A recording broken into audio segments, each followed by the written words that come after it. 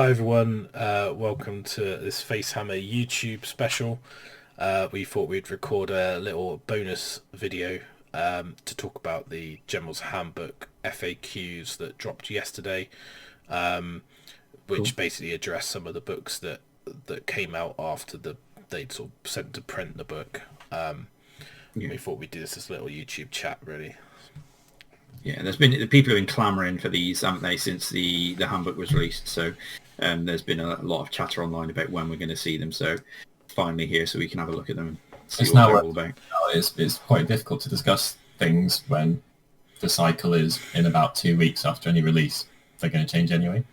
Yeah, I think some of the things that weren't changed in the handbook, we're going to change, but you didn't have the clarity on what that was going to be. So now we've got that. We can kind of talk about those drops. So we had some documents. So the Seraphon got a FAQ update, but to be honest, it's a weird one. Yeah, I mean, I think the only significant thing is the points change. Really, is that salamanders went up. I think they needed to, though, didn't they? From what we'd seen, whilst I've not seen it on the table, there was a lot of chatter in the internet world about salamanders on Tabletop Simulator, just because of how efficient they were for shooting for their points and stuff. Yeah, they're ridiculously cheap. So I think that needed to happen. They took the brunt for that book. It still feels like the book's quite a competitive book, looking at it from the changes and stuff. We haven't really had the chance to see it on the table either because of the COVID situation. So exactly. From what I can tell from the sort of the feedback from the Tabletop Simulator world, which is essentially Warhammer, isn't it? But just not in person. The book does seem like it's going to be quite a competitive book still, with your Croak builds and stuff like that. Maybe that's something we can dive into and look at a later date, just to see the effect of what's happened with the Seraphon book, because we obviously didn't record a show on it, and me and you didn't play test it either, did we, Russ? I don't think the Seraphon book play tested it. You did that one. I didn't do that one. I think I was doing another one. So it'd be interesting to see how it changes. Yeah, it's definitely good. I mean, there's lots of different options in there, and it's quite an interesting take on them, but they are Seraphons, so I'm not sure I want to waste any of my life talking about them. Yeah, it's hard for you to get excited about Lizardmen, right? I don't, yeah. Talking seriously, even if they're amazing, you don't see them much ever anyway. It doesn't matter. The last book was pretty strong, and you had the Gorgeous Pastor ones. Matt, what's his second name? Always getting 4 or... Begins with a G, doesn't it? Yeah. He's I think what his surname is. Really nice army. Yeah, just always gets at least 4 wins in pretty much any event. They've been a strong army for forever, but you just don't see them that regularly. It doesn't matter. I think looking at them, you're seeing the same, like Byron said, the same people will be taking it. So, one of the things I've noticed is people like Brian Carmichael have picked them up. Darren is obviously... Darren Watson's going to be playing them. Obviously, these are all quite competitive tournament goers, so I'll be interested. And I think Jack's going to dig his out again, so that tells me that the book is quite it's definitely good. There's definitely some builds. That's cool.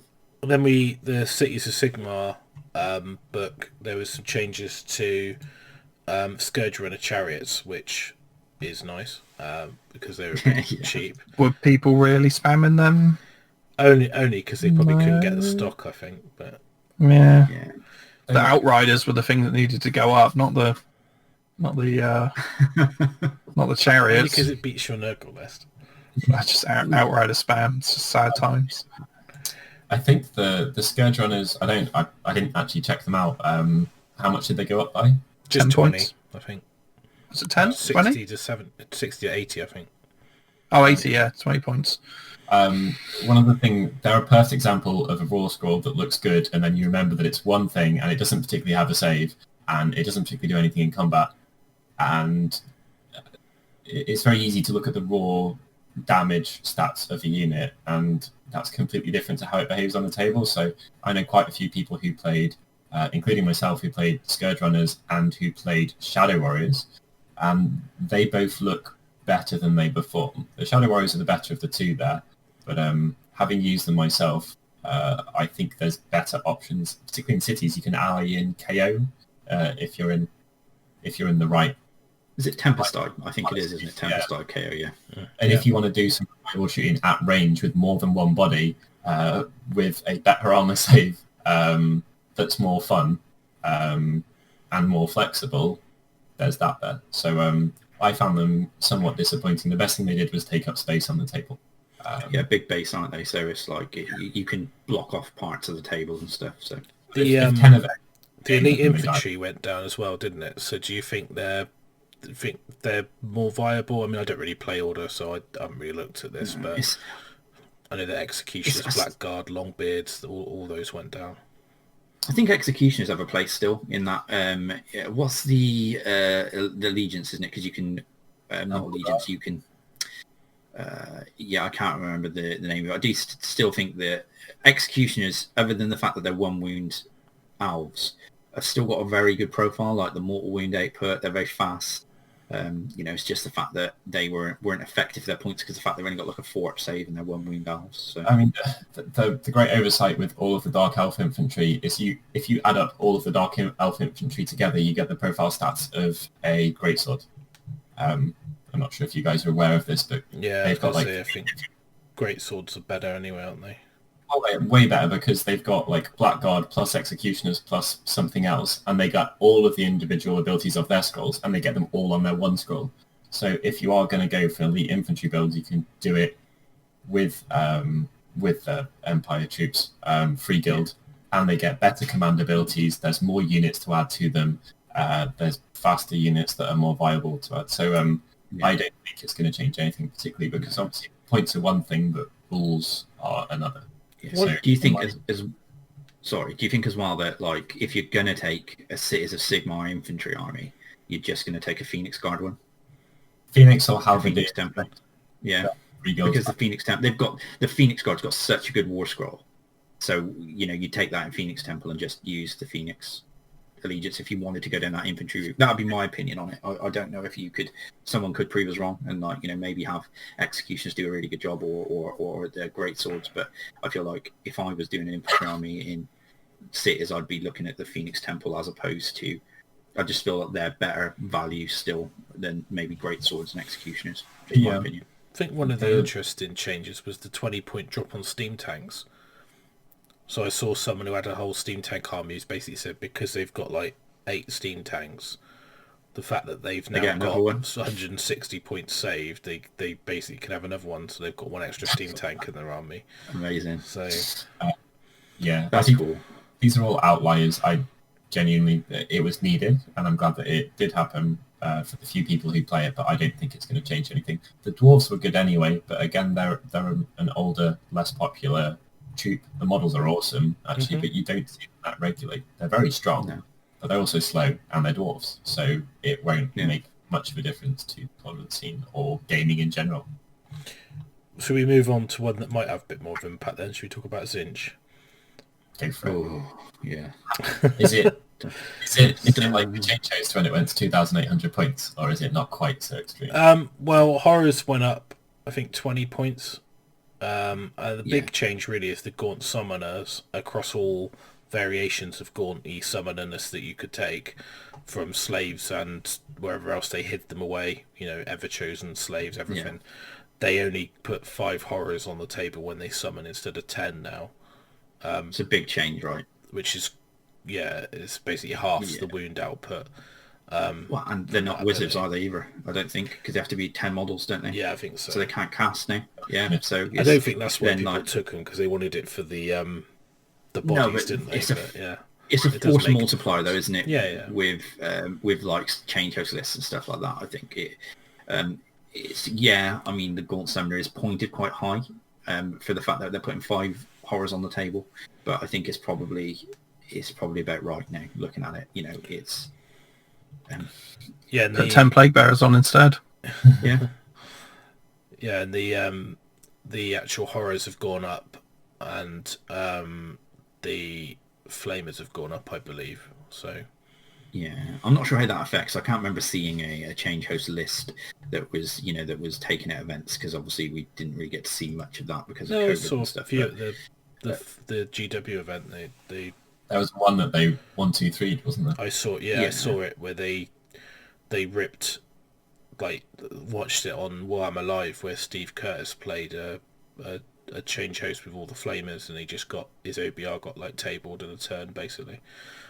So did JP from Just Play, didn't he? Like he got shot off in a turn. I can remember seeing that. I just, because of not being at events, I've not really experienced that on the table, so I'm not sure like what these points changes to horrors and flamers, and you know the differences. I don't think they had Gaunt Summoner then. How that reflects on the table, like ultimately do they lose like a unit of horrors? They'll lose a unit of flamers. Usually, unit of flamers, won't they? It's not massive, but I don't still think good. It breaks the army in any way. To be Apparently honest, they would be because of rules, not because of points. They still do some stuff that's unique, that is powerful, that is extremely flexible, and they can do it with a one-drop army. So, I mean, cool, you've got whatever it is, 1/8 less stuff in your one-drop army that does a load of unique stuff. It still is pretty strong. So they kind of rounded the sharper edges, but it's still going to be one of the best armors in the game. Yeah, for sure. I think so. Yeah, I think it'd be interesting to see. I mean, obviously, there are some events before the lockdown happened where Zinch were prevalent. When the one that me and Terry went to, they weren't really there because it was a sort of a more hobby-focused, fun event. But I know that at Sheffield and I think one of the heats, they did really well. But it'd be interesting to see what happens when we're allowed back into the wild, particularly with armies like Seraphon, I think are quite a good counter to Zinch. And obviously if the other changes in the handbooks and the missions, if that shifts things, it's they're certainly still going to be strong. But like you say, I think Zinch's power always came from the way that the rules they have rather than the points of the units. It's not about efficient, decent war scrolls. It's about destiny dice and shenanigans. And they can still do all that. So yeah, they can. And so probably the biggest change, I think, is probably to Ossiarch Bone Reapers. So Petrifex Elite ability got changed from +1 save to reroll ones to save, which seems a little bit weird because the reroll ones to save you can pretty much get anyway. And they're described as being like the petrified, fossiled, really tough in the background. So I saw some conversation about, does that really fit that now that they're not the most survivable, they're the one that do the most damage, and then Ivory Host, which is meant to be the most aggressive, is probably the worst in terms of doing damage, which I thought was quite interesting. But I think the strength in the Petrifex Elite is still going to be the command ability for the -1 rend that you can do. The only problem with Petrifex is that you struggle for Relentless Discipline points a little bit in comparison if you take a Catacross Mortis Praetorian list, which allows you to stack between sort of like 8 to 12 Relentless Discipline battle round. So I think Petrifex you'll see less of purely on that basis. I think Stalic Lords will get popular. I think the change needed to happen. I wish it was maybe a little bit more nuanced, like the death save went up to a 5+ or something like that, as particularly without stacking multiple ignore saves. It probably wouldn't have made much difference because it doesn't buff Nagash and things like that, because you wouldn't be able to take both saves, and he's got a ignore save anyway that's better. So you probably find that might have been a better change, but we won't know the impact until we get some games under the belt, really. But I think Nagash was probably the biggest issue in Petrifex, where he ended up with a 2+ rerolling ones, and it's just too powerful, really. I think it, like you said, it needed to change. I think that it's going to be better for the game overall, but I still think, even though Petrifex itself you would take, because it's like almost a force multiplier, right? So you get the +1 armor save and the really good command ability for the rend. Now it's a case of you're taking it because you want an aggressive, like Petrifex, that extra rend. Hands down And was then the the best one- choice. So you took Yeah. any other Legion, you just felt like you were handicapping yourself. Yeah, exactly. It was absolutely no-brainer, and I'm glad that there's been a change. The other ones are like they're interesting, they're flexible. I played against Crematorium? Yeah, they're really good. Yeah. That is very easily underrated because it doesn't look sexy, but when you go into a unit of 40 guys, very sexy. It's very sexy. 40 guys who are pretty survivable, quite flexible in any way. There's a guy behind them buffing them or making them not like come back to life on Do a you have 4+. harvesters? Yeah. Yeah. It's incredible. Yeah. So if people aren't aware how this works, it's kind of like the Plague Monks thing, but I think it's just always on. When something dies on a 5+, the unit that wounds it takes a mortal wound. So if you're putting an elite unit, Star Drake, into those 40 guys, it kills itself, and you've got a harvester there, and they come back to life after that sequence has happened anyway. So they die, they hurt someone, then it turns out they didn't die and they come back to life. And you get to redeploy them to like mob around that unit and then attack again. Really, really good and quite scary actually. Like with an elite army, it ruined me. I just went in there and I killed myself.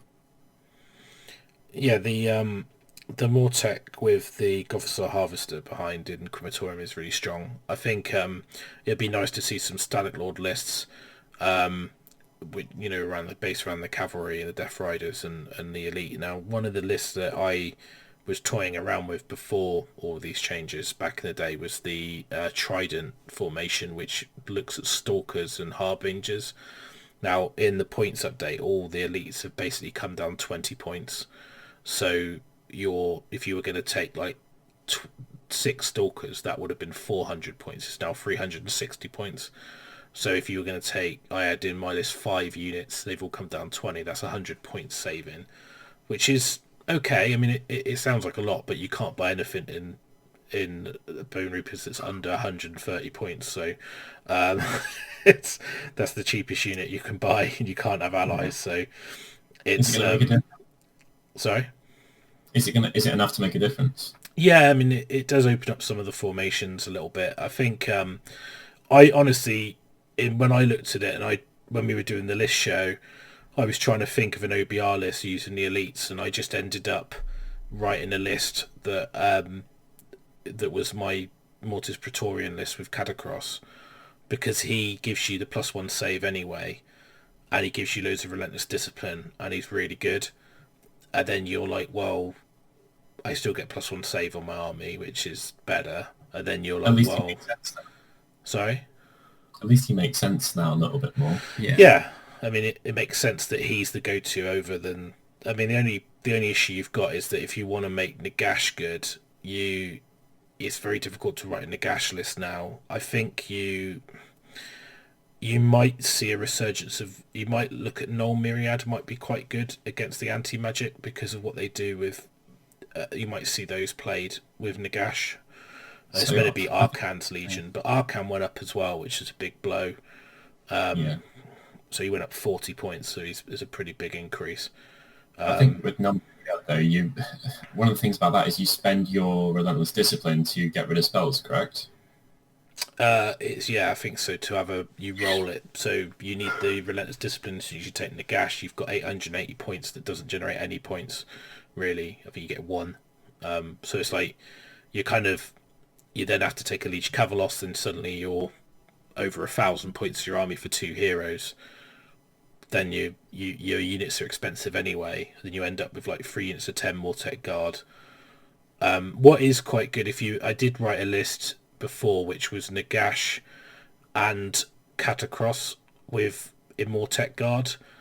But the problem is again, you get the same problem. You just run out of... you don't have any bodies in the army, and with the new scenarios, it's just not going to be good enough. I think... I still think the strongest list will be the list that I was running before, which didn't touch Nagash and it didn't touch Petrifex, but all the units that I took in that haven't changed, so I could just take the same list. And I'm not tempted to drop out a catapult for an elite unit, because ultimately the catapult can hit something like 36 inches away, whereas none of the elite units can. The only elite unit that I would consider really would be the the Immortech Guard to protect your heroes if you were running Nagash, because you get round the save and the fact he's a bit squishier by having the Immortech Guard to bounce the wounds on, but you can't really heal them back. You can heal them back up to full wounds, but you can't put models back on. And they die in droves, really. So I think there's some stuff in the OBR now that won't be as good. I think the Crematorium list I think is very strong, and I think the Mortis Praetorian list is good.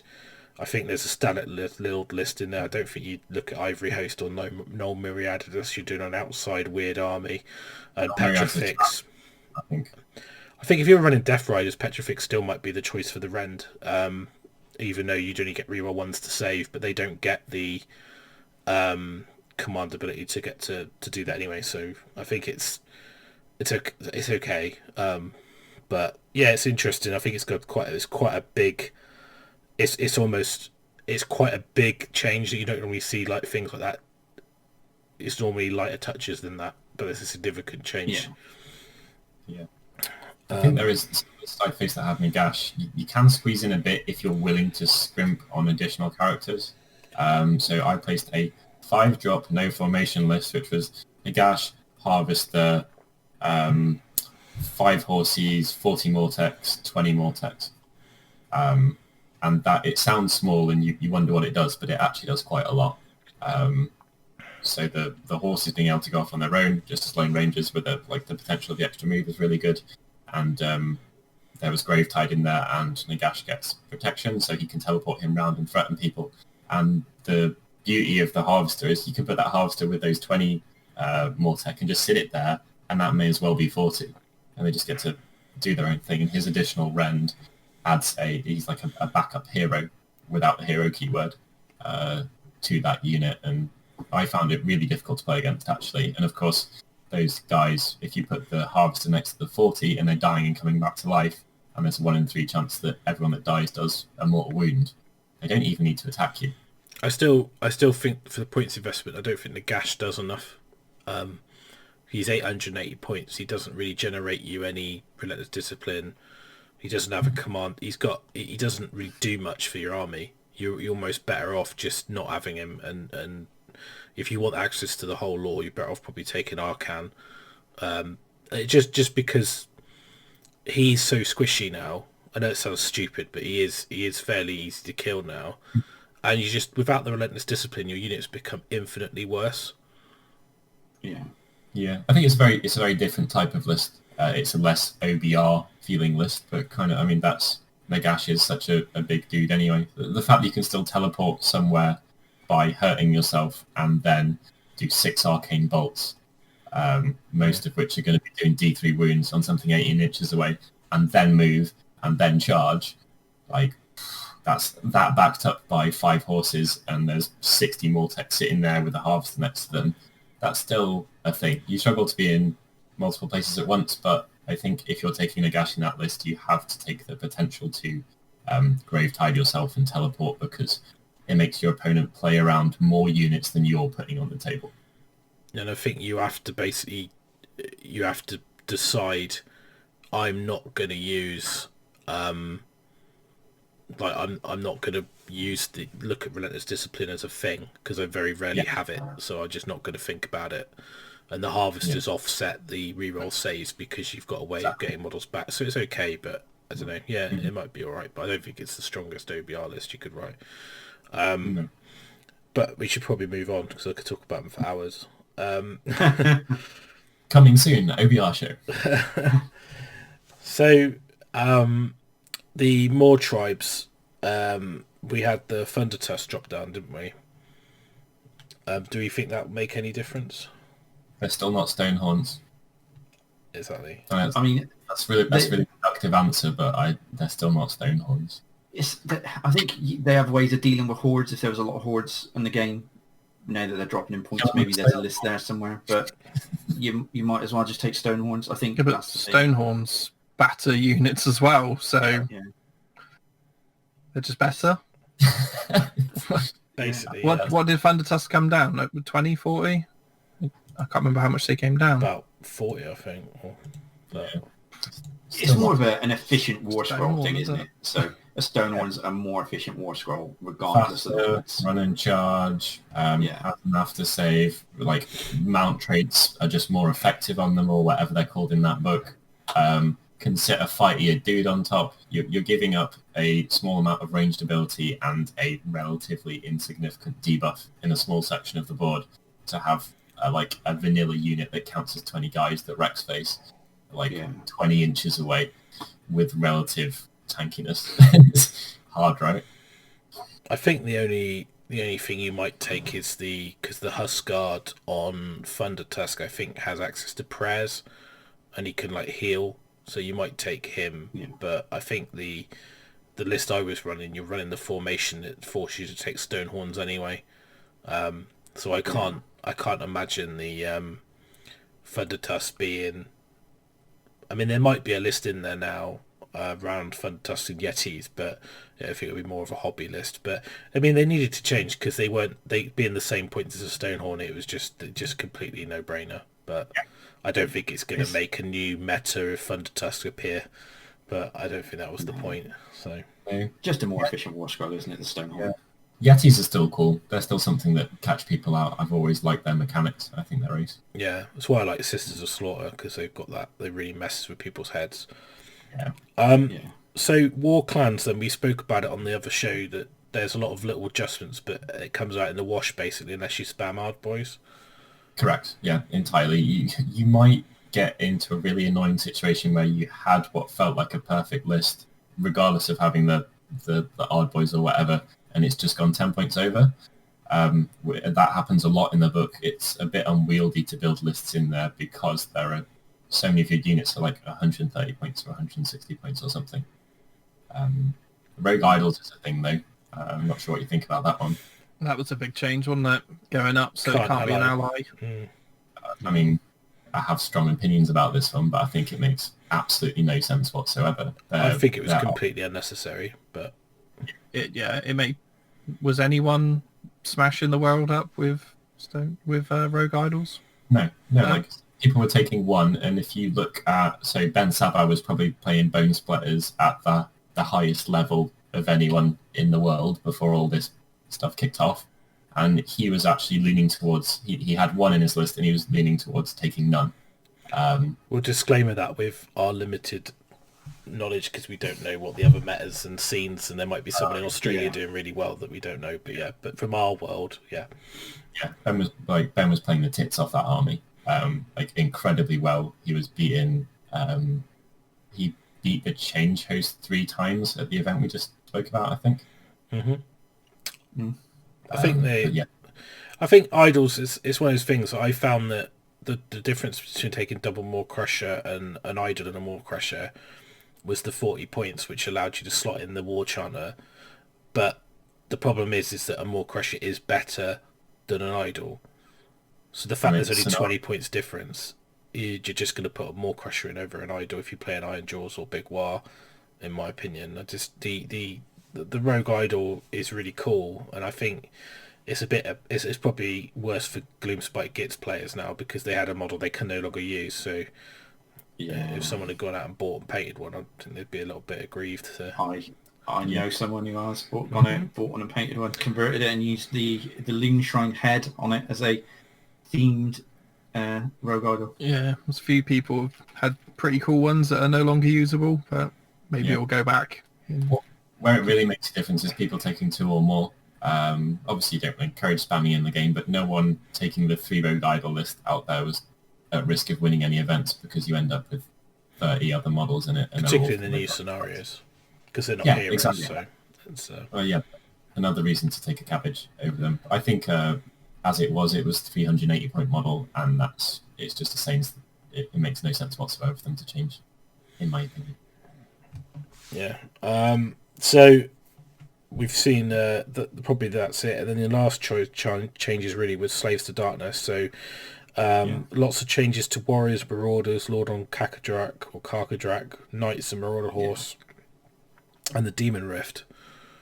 So I think that some of the changes have been quite good here. I know that most of the people that were taking Slaves to Darkness were not looking down this route, but I think with the drops in Knights, the drops on Karkadrak, allows you to run a quite aggressive Khorne Knight list. Yeah. In that formation. Obviously, the Karkadrak allows you to buff Knights. He's also pretty punchy in combat. So I think that's kind of, the models are amazing. It'd be really nice to see it. I think the Warriors needed to drop. I think they're 90 now, aren't they? Same as Liberators. Yeah, because they do essentially the same thing as Liberators. Uh-huh. I think that it maybe opens up some of the more sort of Warriors of Chaos style slaves builds. So you're going to see Warriors, you're going to see the Knights. I'd have liked to seen the Chosen take a drop as well, but I do quite like those as a competitive thing. I think Marauders going up as well. Also, they needed to with that whole sort of like be able to charge rule. They've got, I can't remember exactly how it works. You roll 2 dice and then pick the highest, I think, or it automatically becomes a 9-inch charge. There's a lot of those out there. There was lists where people were teleporting them because there's a teleport spell in the Slaves to Darkness lore.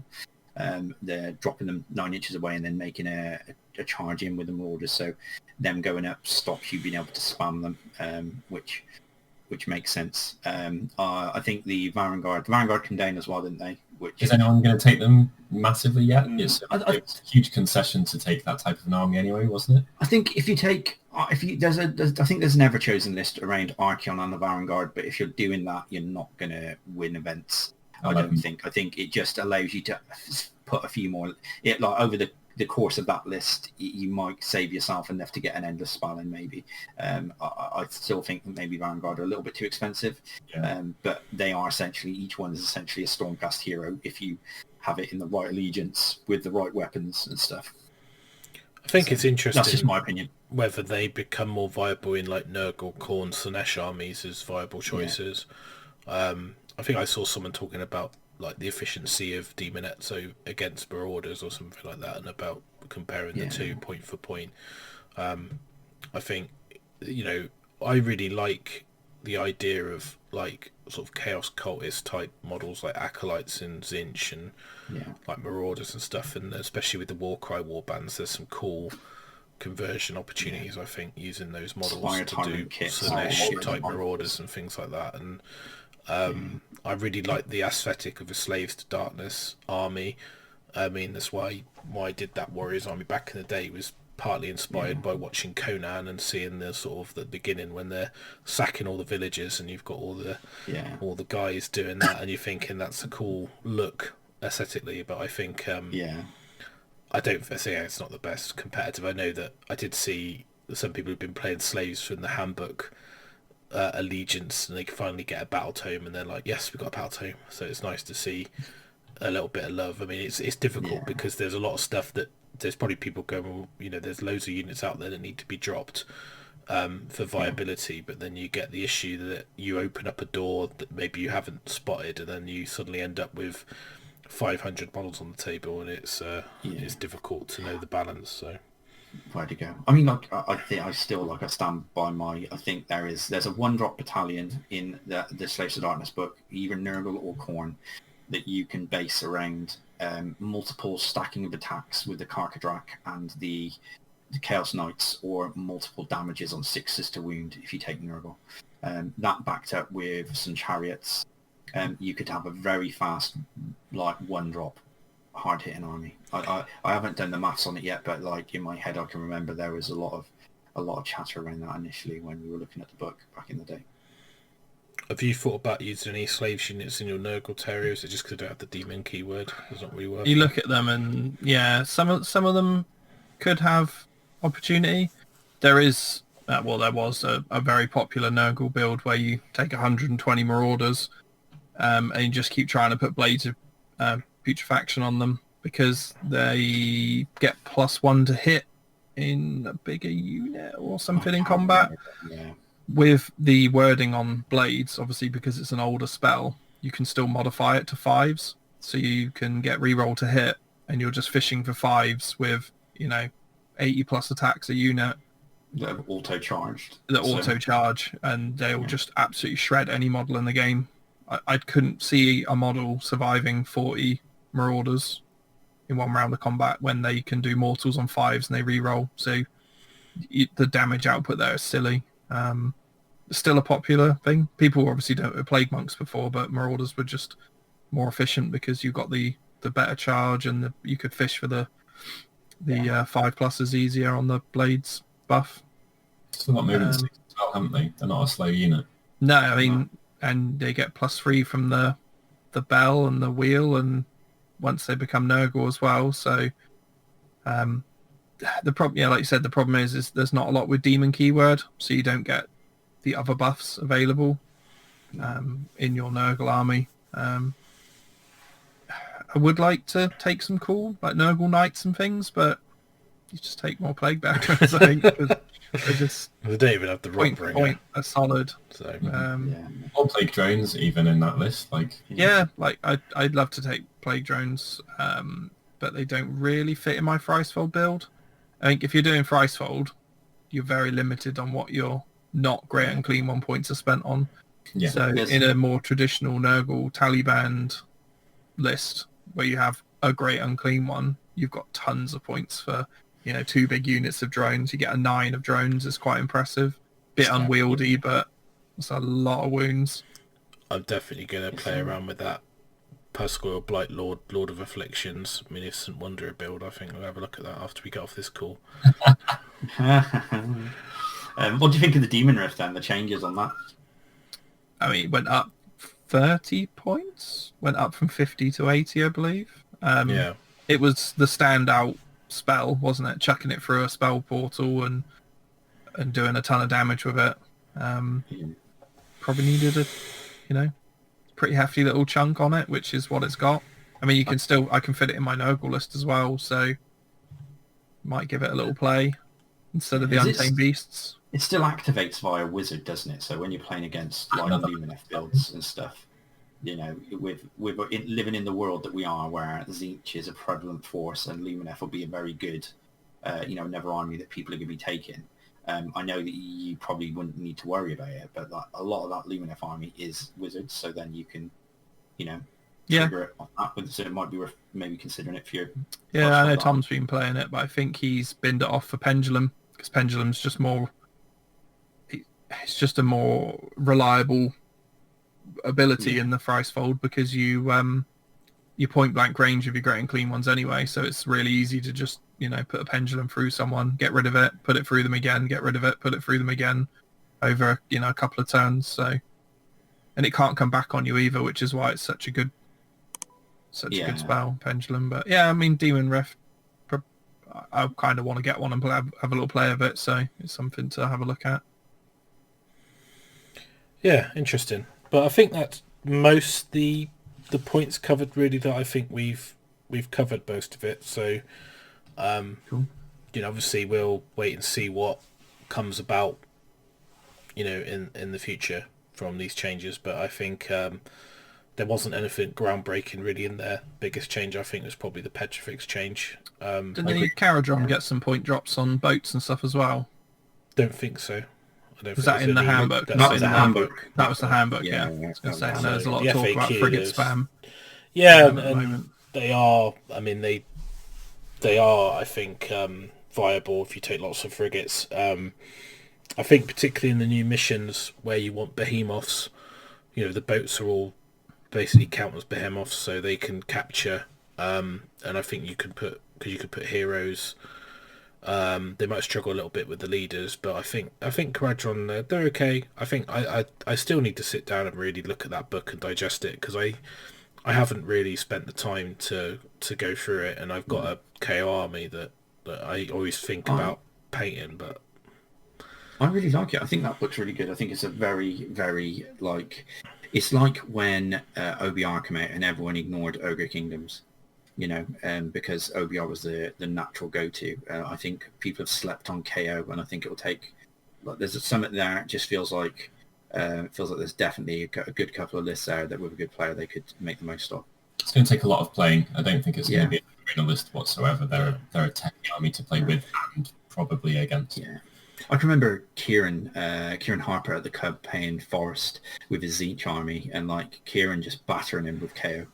is really good. But I think Kieran also had like, you know, Spell in the Bottle with the Stormcast Endless Spell and stuff like that. So there's quite a lot that you can just auto do. Like, you know, someone can auto cast the Comet into your army on the first turn, and then you can't, you know, as an item. So I think there's a lot of funky things you can do. Whether it's top tier or not, it's two different things. But I think it'd be quite fun to see. I think it's one of those things. Like, I think if it's more combat based, it'd be more interesting to me. I like the idea of trying to come up with a list that works in the KO book, but I'm kind of more drawn to the War Clans because it's combat focused, and I still think it's got that nuance to it that KO has, in terms of it could be really good, but you need to play well with it, and you need to know exactly what you're doing with it. Because if you just take loads of Angels and push them forward, you'll get battered. So it's just the thing is, it's too many armies, not enough time, I think, is the way I would sum it up. But it's a shame, mate, because I love your KO army. Like, you know, it's all base coded and done. Like, the basing's really cool. Like, it'd be good to see it on the table. I think if that book had Archanaut Company getting +1 attack and +1 to hit on the charge or something like that, it would completely change the feel of the entire book. Yeah, I think if they were just more combat focused and less shooting, and like so even if you just reverse the profile on the pistol and the sword, so rather than the pistol hitting and being more reliable, the pistol's not very reliable and it's kind of bonus damage, but the sword does more damage, so you'd actually be charging Arcanauts into combat. Yeah, I mean, historically, pistols have always had way back when, pistols have always had bonuses in the first round of combat, so it seems like quite a natural change. +1 to hit, +1 attack in the first round of combat, whether you charged or were charged, would completely change how the list feels. I love that. Yeah, so I think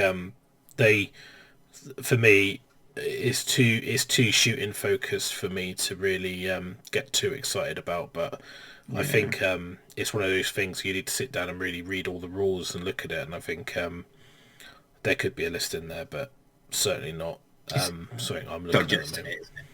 Yeah, people get that back in cities as well. I think if you want to have a varied version of KO, you can do that if you wish. Yeah, I'm pretty sure if you take boats and stuff in, you get all the rules. You do. Because they're on the war scrolls for the boats, not allegiance. Self-contained, aren't they? Yeah. Anyway, I think that'll basically wrap up this show. So thanks for joining us on our little chat through the FAQs, and hopefully you find that useful. But if you could like and subscribe below, we'll put like a little sign up here, sort of like saying where we're going to do it. You know, engage us in the comments. We'll be responding, and just share it out. It'd be really good. Let us know what you'd like to cover. Let us know your thoughts. Let us know if you thought you didn't like it, you did like it, or wrong, we were right. If you're the best bonus splitters player in anywhere that's not England. Yeah, I know there's going to be some guy in another country going, "What about me? I won this event." And we're like, our world is like not. You know, we only know what we know. So please engage. All of our Twitter handles will be in the show notes and everything else. If you want to get in touch with us there, or the website, you know, we're always happy to talk. So all right, thanks for watching. Cool. We'll see you again soon. Cheers, guys. See you then.